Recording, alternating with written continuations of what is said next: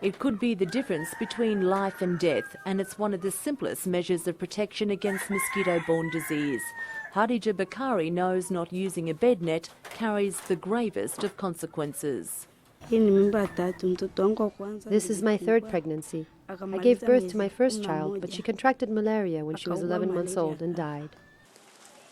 Now 6 months pregnant, Hadija is determined a mosquito bite won't take the life of her third child. Malaria is the single biggest killer of African children. Every 30 seconds, a child dies of the disease. Under 5 children and pregnant women at the high risk of suffering from malaria and deaths from malaria also. Under a unique public-private partnership, Tanzania has a national voucher scheme with the aim of putting affordable bed nets within the reach of all women. This is one of 4 manufacturers now producing bed nets under the scheme. The factory, owned by A to Z Textiles, makes about 4 million bed nets a year. It runs 24 hours a day, 7 days a week, providing jobs for over 3,000 people, mostly women. The company is planning to expand and double its output, a sign it believes the innovative approach is working. The public has played a big role by delivering the vouchers to the clinics, and the donor community has played a much bigger role by allowing people to get nets at a subsidized rate. Tanzania is the only country in Africa with a national voucher scheme, giving a subsidy to those who need a net and a distribution scheme into rural areas. Only the major markets were covered by sales of nets because now vouchers are in the hands of people who live in the rural areas. Companies like A to Z and others here have been willing to invest to expand their distribution networks into the rural areas.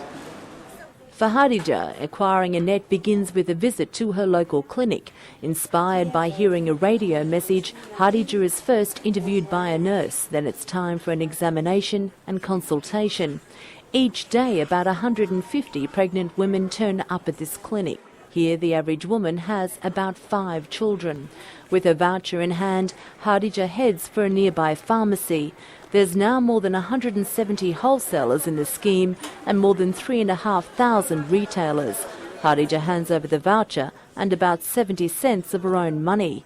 It's seen as a far more effective mechanism than handing out nets for free.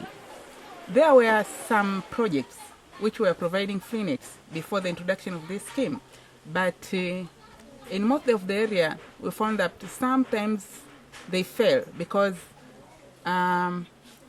let's say if they were giving free nets to pregnant women, there are some who didn't know how to use it. And sometimes they were taking it because they've given free. They were using it for different purpose.